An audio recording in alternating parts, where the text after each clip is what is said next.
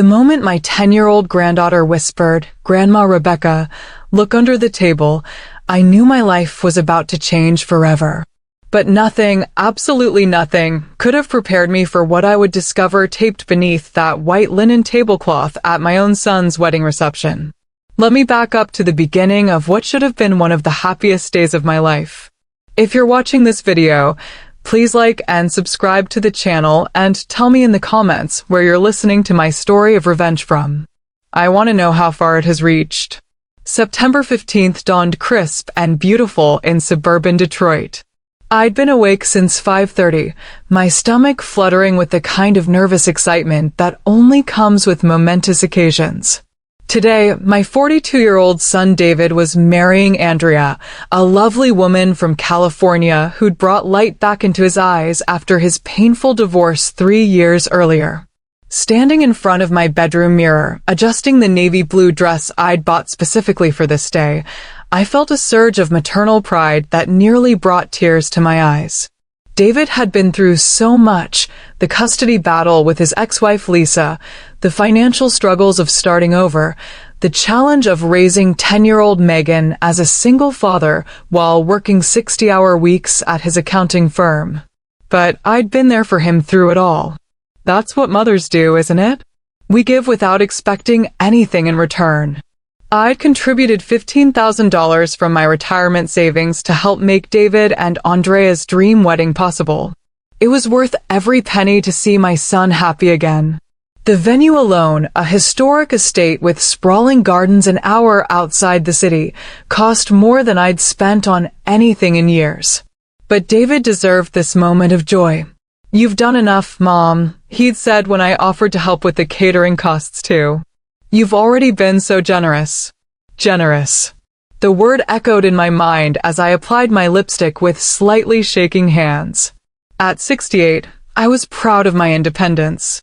Sharp as ever, healthy as a horse, and perfectly capable of managing my own affairs.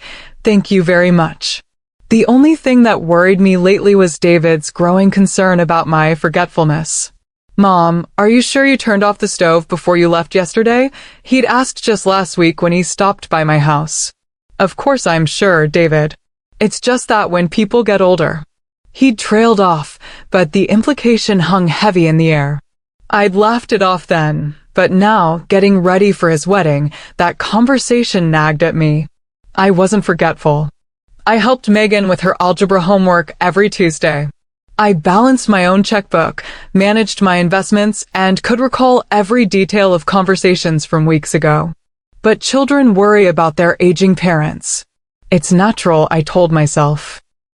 The drive to the venue took me past the suburbs I'd called home for 40 years, through the neighborhoods where I'd raised David as a single mother after his father walked out when David was just 8. I'd worked 2 jobs to keep us afloat, sacrificed my own dreams of going back to school, and somehow managed to save enough to help David through college and graduate school. Now, pulling into the circular drive of Whitmore Estate, I felt that familiar tightness in my chest that comes with overwhelming love for your child. The gardens were spectacular, exactly what Andrea had envisioned when we'd toured the venue 6 months earlier. White roses and baby's breath adorned every archway, and string lights would illuminate the reception area once evening fell. I found David in the groom's preparation room, adjusting his tie for the 20th time. My breath caught. In his black tuxedo, he looked exactly like his father had on our wedding day 35 years ago, before everything fell apart, before I learned that handsome men with charming smiles could harbor dark secrets. "Mom, you look beautiful," David said, kissing my cheek. His cologne was expensive, something new. "Thank you for everything you've done. Andrea and I are so grateful." I squeezed his hand, noticing how soft his palms were now compared to the calloused hands he'd had as a young man working construction to pay for school. Success suited him. "I just want you to be happy, sweetheart." "I am happy. Happier than I've been in years." His dark eyes, so much like mine, held something I couldn't quite identify. Relief, maybe? Or was it something else? Before I could analyze it further, the wedding coordinator swept in to announce it was time for photos. The next 2 hours passed in a blur of posing and smiling, of watching David and Andrea gaze at each other with what looked like genuine love. Megan stood beside them in her junior bridesmaid dress, looking unusually serious for such a joyful occasion. My granddaughter had always been mature for her age, probably a result of navigating her parents' messy divorce, but today she seemed different. Distant. Several times I caught her staring at me with an expression I couldn't read. "You okay, sweetheart?" I asked during a break between photo sessions. She nodded, but her smile didn't reach her eyes. "Just thinking about things, Grandma." "What kind of things?" "Adult things," she said with a gravity that made my heart ache. "I'll tell you later, okay?" The ceremony itself was everything we'd planned. Andrea looked radiant in her flowing silk gown, and David couldn't stop beaming. As they exchanged vows under the rose-covered arch, I dabbed at my eyes with the handkerchief I'd tucked into my purse. "I promise to protect you, cherish you, and provide for you for all the days of my life," David said, his voice strong and clear. Those words should have filled me with joy. Instead, they sent an inexplicable chill down my spine. The reception began at sunset, with cocktails on the terrace overlooking the gardens. I mingled with guests, many of whom I'd never met, Andrea's family and friends from California, colleagues from David's firm, neighbors from their new subdivision. But something strange kept happening. People mentioned details about my contribution to the wedding that I hadn't shared with anyone. "David told us how generous you've been," said Andrea's Aunt Margaret. $15,000. That's quite a gift from your retirement fund. I forced a smile. "How did you, David mentioned that." "Oh, he's been telling everyone about your situation. How worried he is about you managing your finances at your age." "My situation?" I excused myself and moved to the bar, where I overheard two of David's colleagues talking. "It's admirable how he's stepping up," one was saying. "Taking care of an aging parent's affairs isn't easy, especially when they start to lose their judgment." "The wedding expenses were a perfect example," the other replied. "No elderly person should be spending that kind of money without oversight." My cheeks burned. What exactly had David been telling people about me? That's when Megan appeared at my elbow like a guardian angel. "Grandma Rebecca," she whispered, tugging on my sleeve with urgent fingers. "Can you come with me for a minute? I need to show you something." Her dark eyes held that same worried expression I'd noticed all day, but now there was something else. Determination. Fear. And something that looked almost like pity. "Of course, sweetheart." I followed her to our assigned table, where she immediately crouched down and pointed underneath. "Look under there, behind the tablecloth. There's an envelope taped to the bottom." My heart began to race. The music and laughter of the reception faded to background noise. "Megan, what is this about?" "Please, Grandma. Just look." I put it there before everyone sat down. Something in her voice, an adult seriousness that no 10-year-old should possess, made me kneel beside her. With trembling fingers, I reached under the table and felt along the smooth wood until I found it, a manila envelope, carefully taped to the underside. As I peeled it away from the table, my hands were shaking so violently I could barely manage the task. Around us, David's wedding reception continued in full swing. Guests laughed and danced, completely unaware that my world was about to shatter into a million pieces. "Megan," I whispered, still holding the unopened envelope. "Where did this come from?" She looked up at me with eyes that had seen too much, and in that moment, I realized that whatever was inside this envelope, my granddaughter had risked everything to make sure I found it. "Open it, Grandma," she said quietly. "But maybe we should go somewhere private first." As we stood up, I caught sight of David across the room, laughing with Andrea's family, his arm around his new wife. He looked so happy, so innocent, so much like the little boy I'd raised and loved and sacrificed everything for. I had no idea that in just moments, I would discover that the child I'd trusted most in the world had been planning the ultimate betrayal. The ladies' room in the east wing of Whitmore Estate became my sanctuary and my nightmare all at once. Megan locked the door behind us while I sat on the velvet bench, staring at the manila envelope in my lap like it might explode. "I'm scared, Grandma," Megan whispered, and for the first time all day, she sounded like the 10-year-old she was. "Me too, sweetheart. Me too."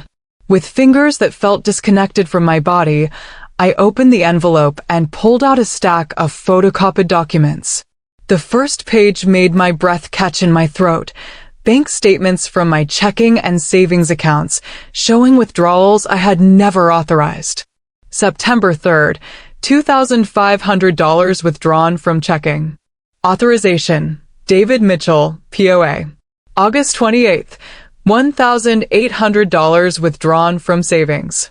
Authorization: David Mitchell, POA. August 15th, $3,200 transferred to external account.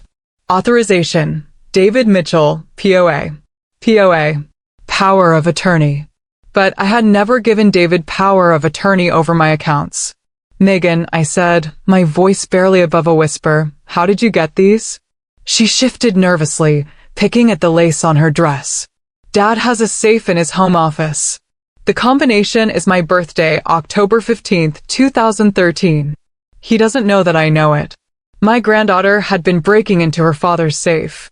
The thought should have alarmed me, but as I continued reading, I realized she might have saved my life. The second document was even more shocking, a typed report titled "Evidence of Cognitive Decline, Rebecca and Mitchell." My hands trembled as I read the detailed account of supposed incidents that painted me as a confused, forgetful woman losing her grip on reality. Subject frequently forgets recent conversations and repeats stories. Unable to remember appointments or medication schedules. Confusion about dates, times, and financial matters. Episodes of disorientation when driving. Increasing paranoia about family members and neighbors. "None of this is true," I said aloud, though my voice sounded hollow in the marble-walled restroom. "Megan, none of this happened." "I know, Grandma. That's why I had to show you." I flipped to the next page, medical consultation notes from Dr. Harrison Whitfield, a neurologist I'd never heard of, dated just 2 weeks ago. According to these notes, I had been diagnosed with early-stage dementia with rapid progression and was no longer capable of making sound financial decisions. But I had never been to see Dr. Whitfield. I had never been diagnosed with dementia.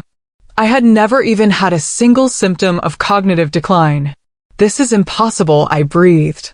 How could David create medical records for appointments that never happened? Megan sat beside me on the bench, her young face etched with adult worry. "There's more, Grandma. Keep reading." The final document was a legal petition for guardianship, completely filled out and ready to file with the Wayne County Probate Court. David's name was typed in the proposed guardian section, with a detailed explanation of why I was no longer capable of managing my own affairs.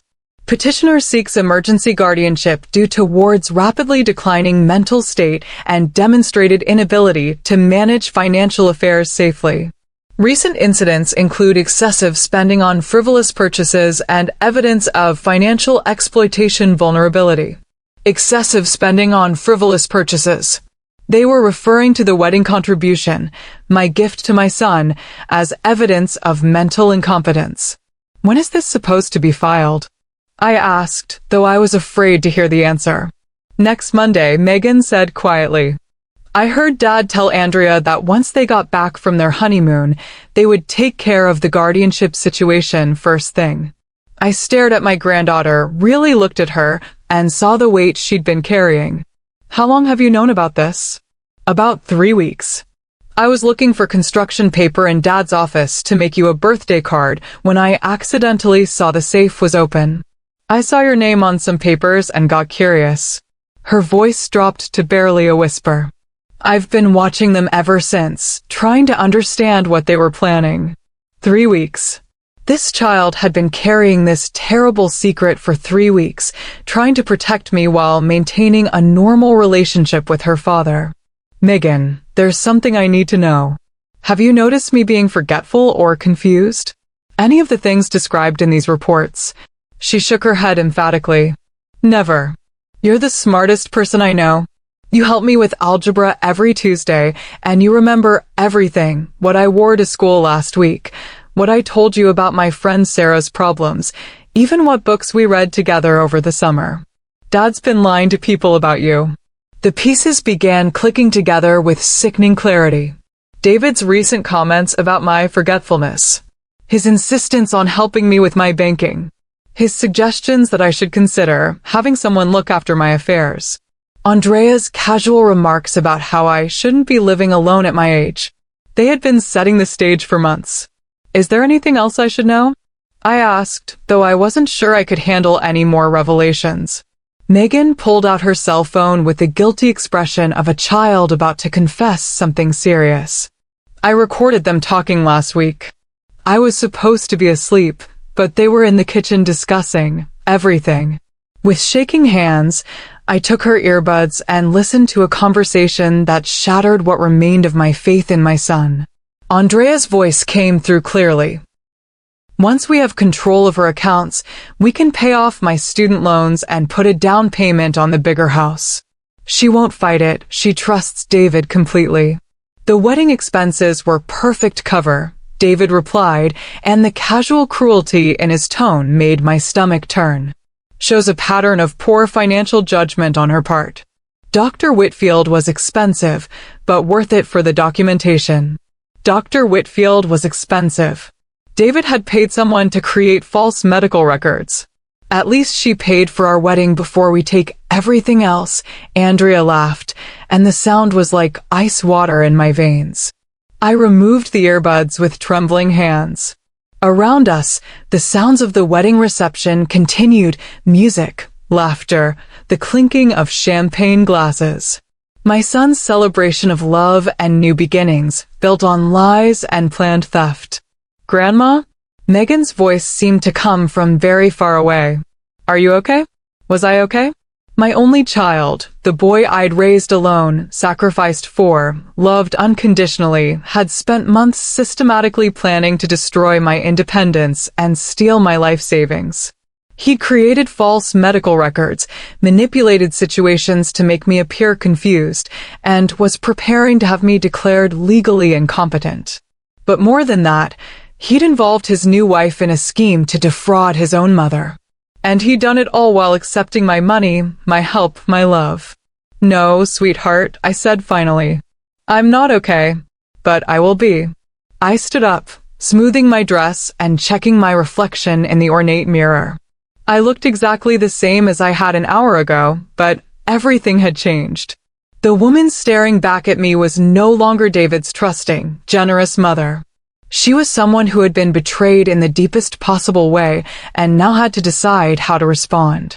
"Megan, I need you to promise me something." "What, Grandma?" "Whatever happens next, remember that you did the right thing by showing me this. You've been incredibly brave, and I'm proud of you." She nodded, tears filling her eyes.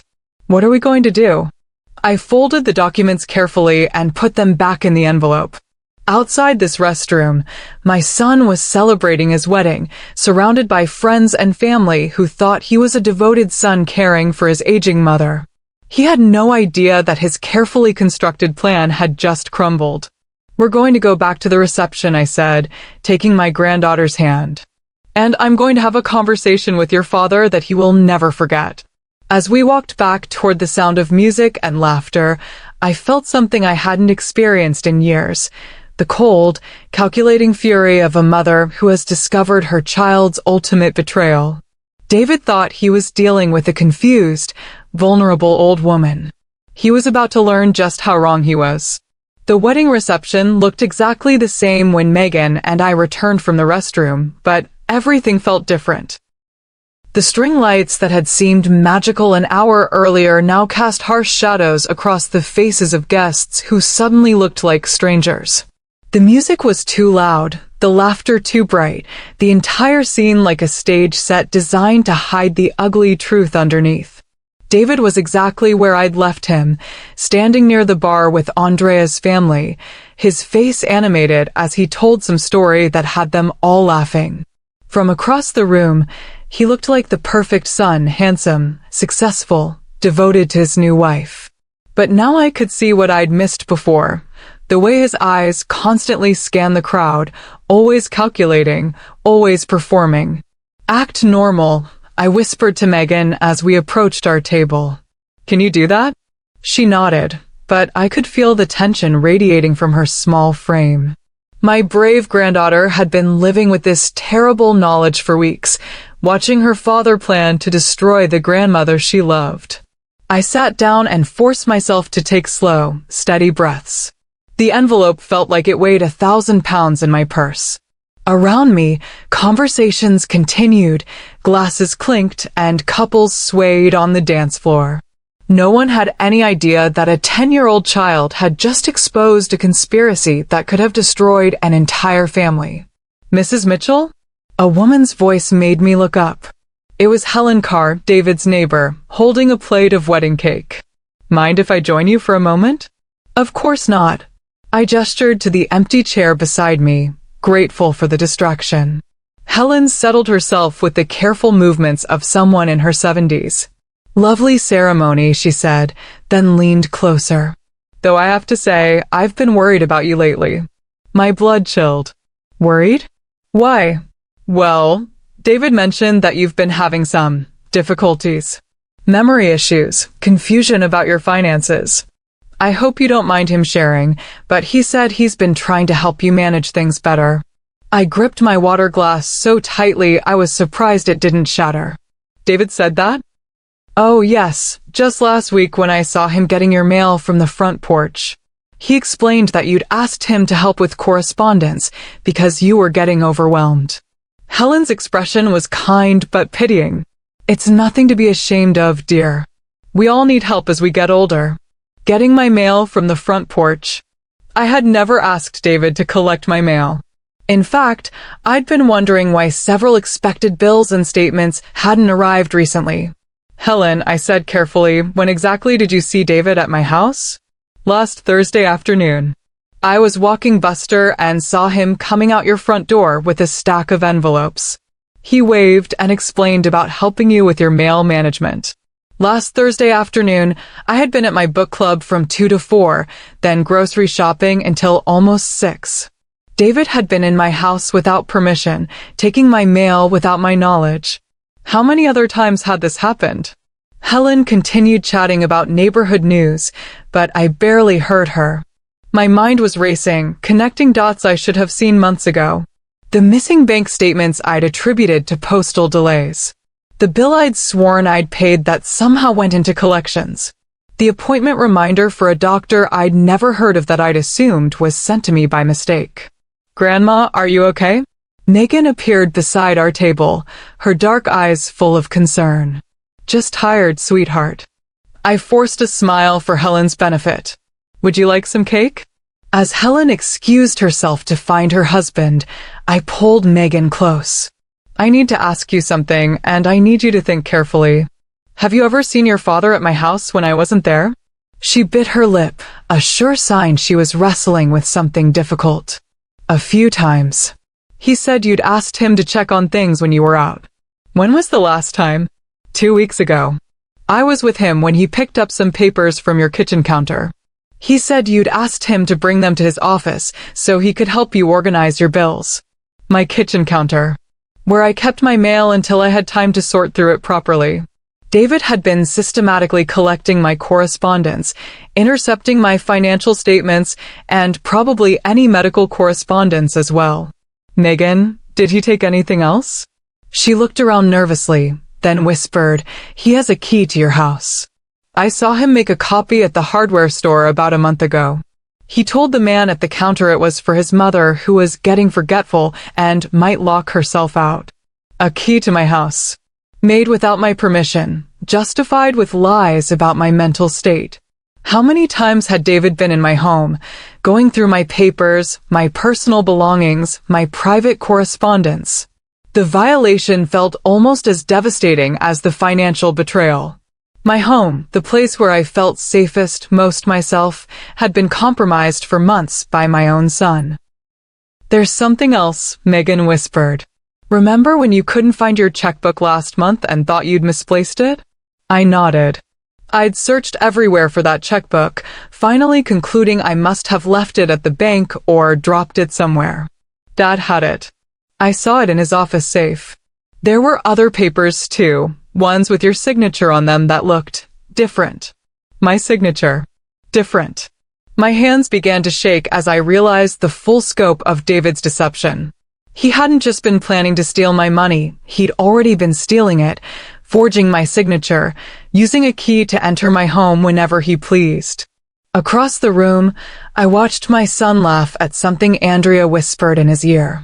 His new wife, who had encouraged him in this scheme, who had laughed about taking everything else after I'd paid for their wedding. They looked so happy, so carefree, so completely unaware that their carefully constructed plan was falling apart. Megan, I said quietly, is there anything else you think I should know? Anything at all. She was quiet for a long moment, and I could see her internal struggle. Finally, she spoke in a voice so low I had to lean closer to hear her. Dad's been talking to lawyers. Not just about the guardianship thing. About your house. My house.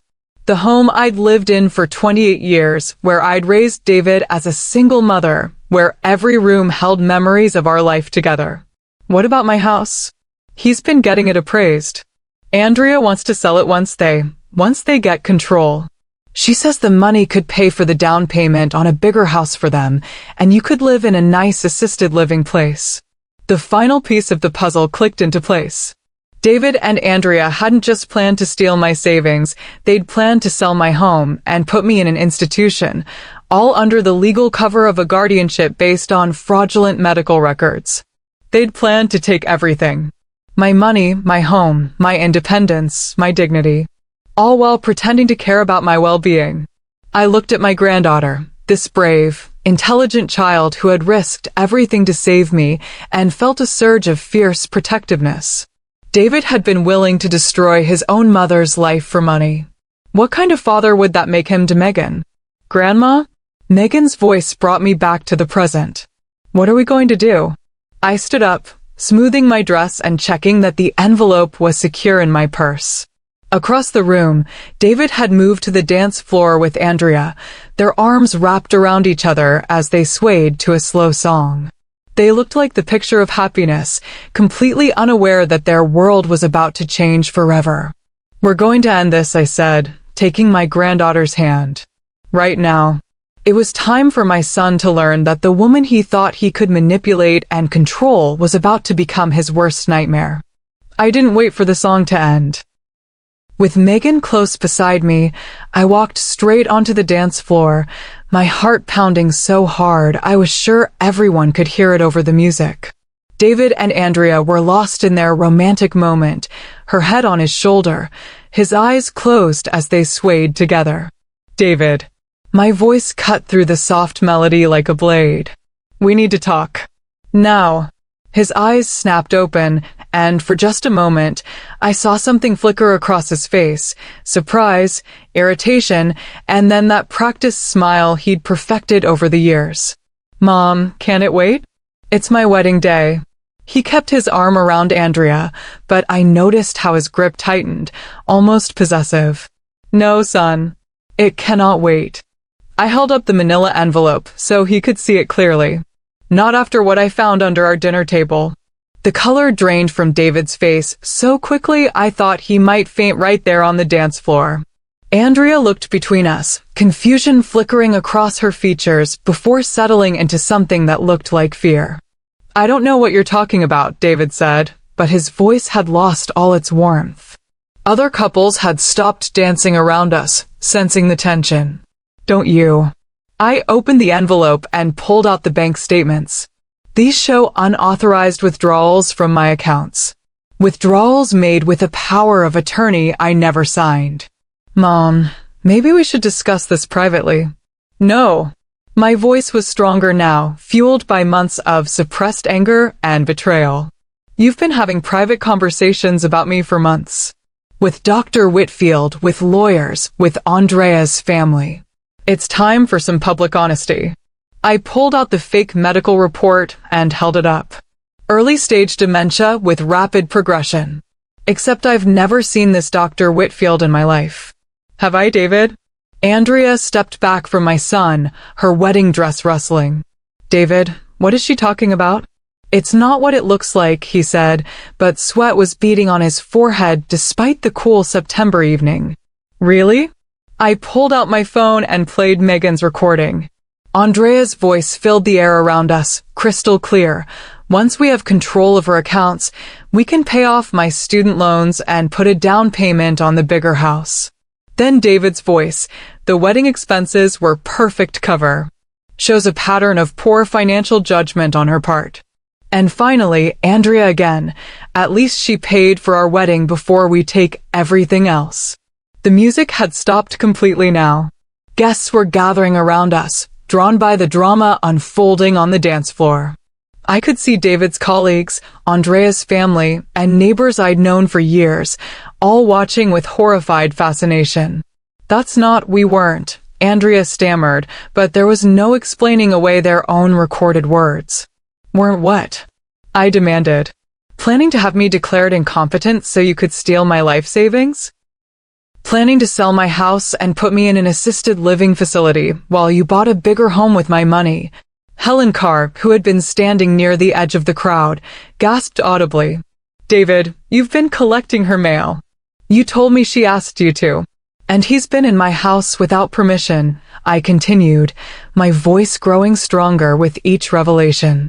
Making copies of my keys, taking my personal correspondence, forging my signature on documents. Mom, please, David reached for me, but I stepped back. Don't touch me. The coldness in my own voice surprised me. Instead, I continued, you chose to betray the person who loved you most. You chose to steal from the mother who gave you everything, including $15,000 to pay for this very wedding.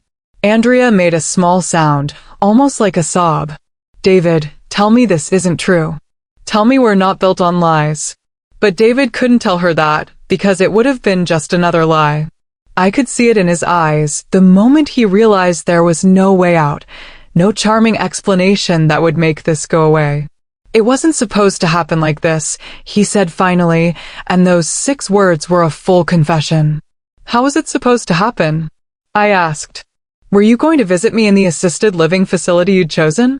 Were you going to pretend to care while you spent my money on your bigger house?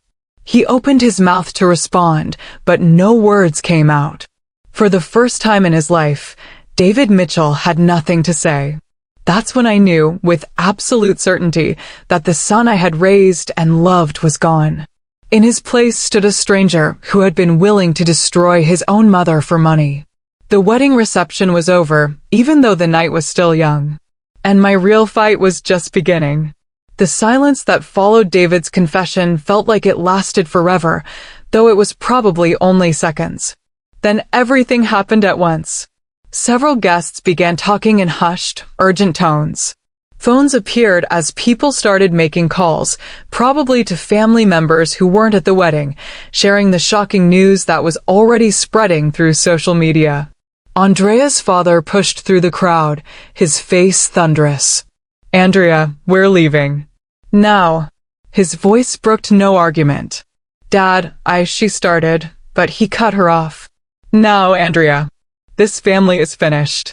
He glared at David with undisguised disgust. You've destroyed my daughter's reputation along with your own. As Andrea's family began gathering their belongings, I realized this was my moment. While everyone was distracted by the chaos, I needed to act. Megan, I said quietly, go get your overnight bag from your dad's car. You're coming home with me tonight. Mom, you can't take my daughter, David protested, but his voice lacked conviction. Watch me. I turned to face him fully. You've proven you can't be trusted with money, with honesty, or with family relationships. I'm not letting Megan live with someone who thinks deception and theft are acceptable solutions to problems. She's my child. And she's the one who saved me from your scheme, I interrupted. This 10-year-old child showed more integrity in 3 weeks than you've shown in 3 years. Helen Carr approached us, her face pale. Rebecca, I'm so sorry. If I had known what David was really doing when I saw him at your house. You couldn't have known, Helen. He fooled all of us. I took her arm gently. But I need a favor. Could you drive Megan and me home? I don't think I'm in any condition to drive right now. Of course, dear. Of course. As Helen hurried to get her car keys, I turned back to David one final time. Up close, I could see the desperation in his eyes, the realization that his carefully constructed life was collapsing. Mom, please. We can fix this. I can explain. There's nothing to explain, David. And there's nothing to fix. I kept my voice steady, though my heart was breaking. First thing Monday morning, I'm calling my attorney. Then I'm calling the police to report the unauthorized access to my bank accounts and my home. His face crumpled. You're going to have me arrested? You committed multiple felonies. Identity theft, forgery, fraud, breaking, and entering. Did you think there wouldn't be consequences? Andrea appeared beside him, her wedding dress wrinkled and her makeup smeared. Mrs. Mitchell, please.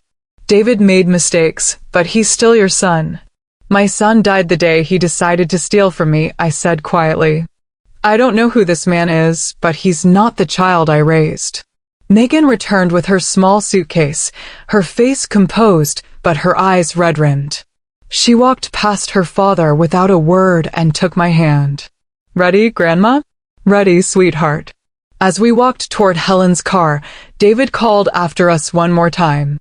Mom, please, don't do this. I stopped and turned around.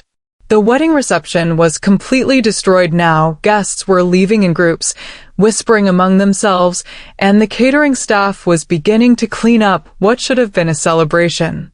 David stood alone in the middle of it all, his tuxedo rumpled, his perfect facade finally cracked beyond repair. I gave you everything, David, I said, and my voice carried across the garden. My love, my support, my savings, my trust. All I ever asked for in return was honesty and respect. You still have my love. No. I shook my head sadly. Love doesn't plan to steal someone's independence. Love doesn't forge medical records or break into someone's home. Love doesn't conspire with strangers to rob the person who sacrificed everything for you. I paused, looking at this man who shared my eyes and my stubborn chin, who had once been the little boy who crawled into my bed during thunderstorms. What you have is entitlement. You felt entitled to my money, my home, my dignity. You felt entitled to make decisions about my life without my consent. That's not love, David. That's exploitation. Helen's car pulled up beside us, and I helped Megan into the back seat before getting in myself. As we drove away, I could see David in the side mirror, still standing in the same spot, watching us leave. Are you okay, Grandma? Megan asked quietly. Was I okay? My son had betrayed me in the deepest possible way. My family was shattered. My trust in the person I loved most was destroyed. But for the first time in months, I felt like myself again. Sharp, capable, and completely in control of my own life. I will be, I told her. We both will be. The ride home was quiet except for Helen's occasional murmurs of sympathy and disbelief. When we reached my house, where I would change the locks first thing in the morning, I felt a sense of relief I hadn't experienced in months. Thank you, Helen, I said as she helped us with Megan's bag. For everything. What will you do now? She asked. I looked at my home, solid and welcoming in the moonlight, then at my granddaughter, who had risked everything to save me from her own father's betrayal. I'm going to protect what's mine, I said. And I'm going to make sure this never happens to anyone else. As Helen drove away and Megan and I walked up the front steps together, I realized that while David had tried to steal my independence, he had actually given me something invaluable, the knowledge that I was still strong enough to fight back. The battle wasn't over. It was just beginning. But for the first time in months, I knew I was going to win. 6 months later, I'm sitting in my kitchen, the same kitchen where David once stole my mail, helping Megan with her algebra homework while chicken soup simmers on the stove. The late March sunshine streams through windows that now have new locks, new security, and most importantly, new peace.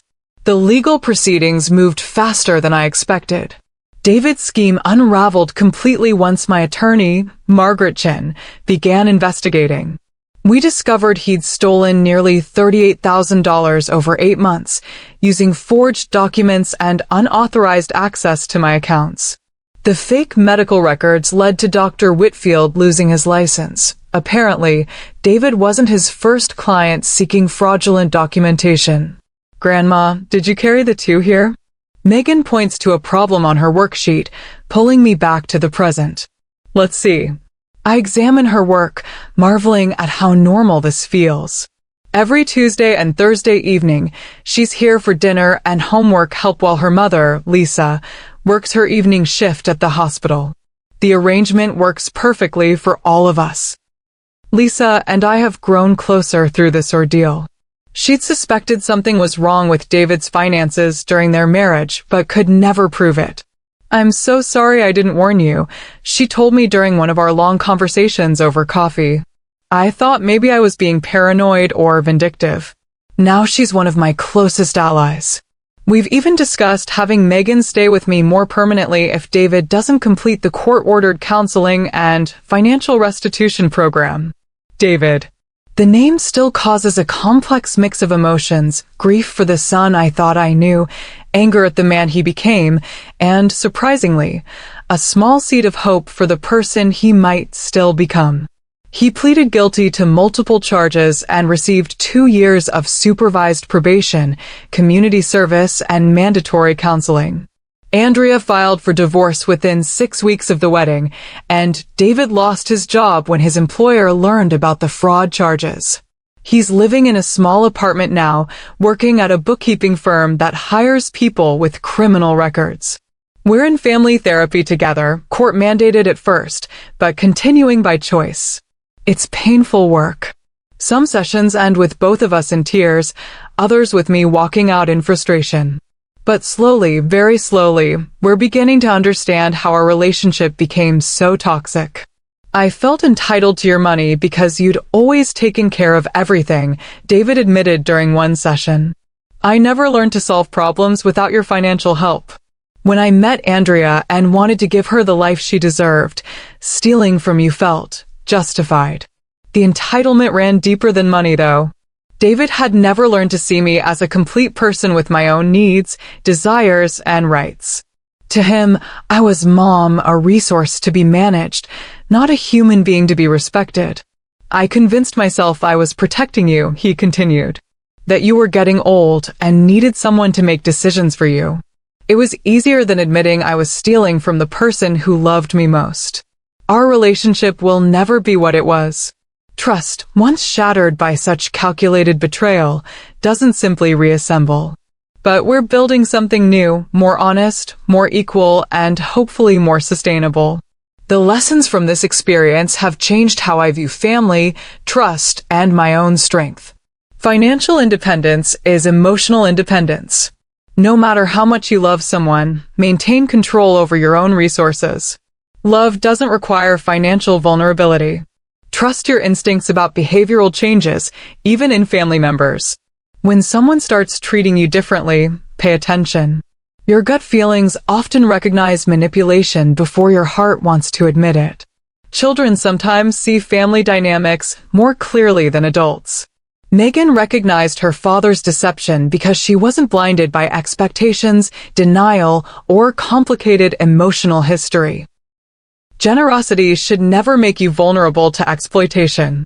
Set clear boundaries around financial help, document everything, and remember that saying no to requests doesn't make you a bad parent or grandparent.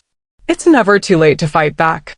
At 68, I thought my most challenging battles were behind me. Instead, I discovered I was stronger and more resilient than I'd ever imagined. Today, as I watch Megan solve algebra problems with the same determination she showed when exposing her father's crimes, I'm grateful for the hardest lesson of all. Sometimes the people we love most are capable of the deepest betrayal, but surviving that betrayal can reveal strength we never knew we possessed. The future feels bright and entirely my own.